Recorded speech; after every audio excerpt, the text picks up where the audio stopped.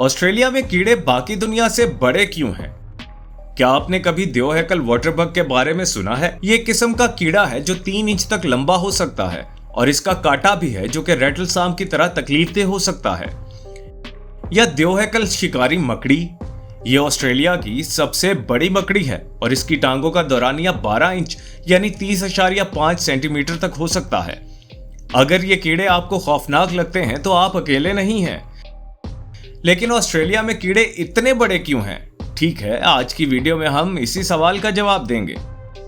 हम 5 वजूहात पर एक नजर डालेंगे कि वो इतने बड़े क्यों हो जाते हैं और इसके साथ ज्यादा खौफनाक। नंबर 1, माहौल। सबसे पहले ऑस्ट्रेलिया की मुनफरिद आबो हवा इसकी कीड़ों की आबादी के साइज और तर्ज अमल को तश्कील देने में अहम किरदार अदा करती है। बरे आजम का वसी खिता अर्जुल बल्द के इलाकों पर मुहित है। शुमाल में अशंक बंदी इलाकों से लेकर जुनूब में मोतदिल इलाकों तक मुख्तलिफ कीड़ों की अनवा के लिए मतनू रिहाइशगाहें पेश करते हैं। ऑस्ट्रेलिया के बेशतर हिस्सों में मुरवजा गर्म और निस्बतन मुस्तहकिम आबो हवा कीड़ों की अफजाइश, तौलीद और मजमूई तौर पर माहौलियाती कामयाबी के लिए साजगार हालात फराहम करती है।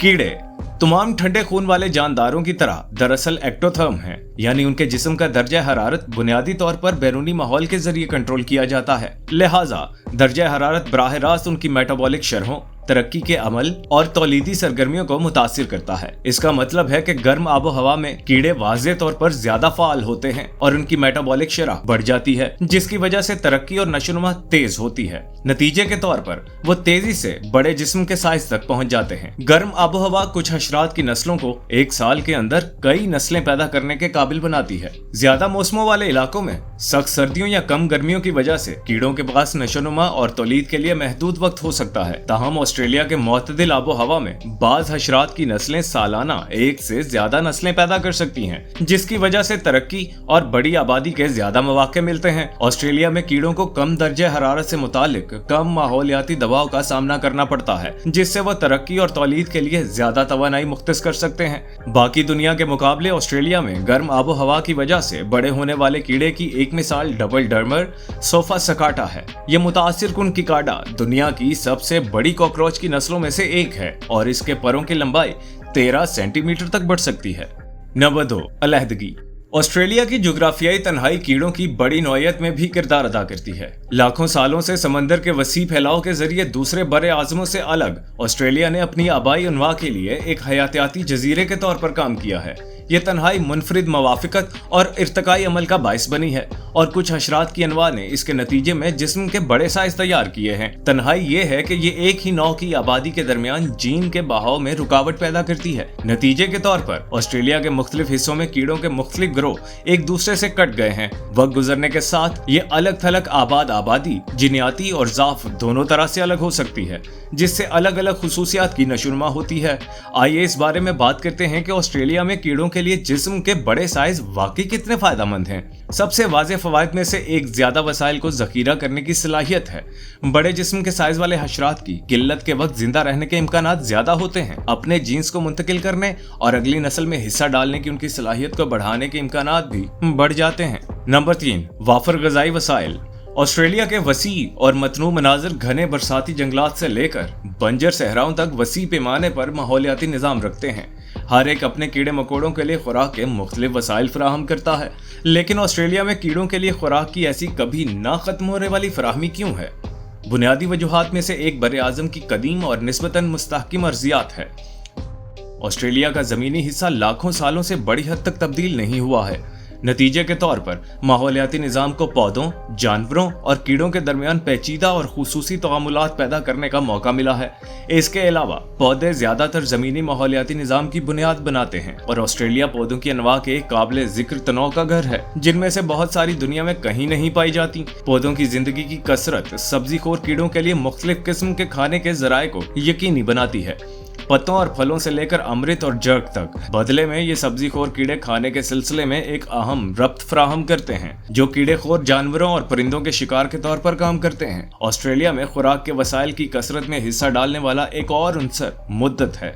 कीमत के लिहाज से ये वाकयात तबाहकुन लग सकते हैं, लेकिन ये जरूरी माहौलियाती अमल हैं जो नई तरक्की और तजदीद को फरोग देते हैं।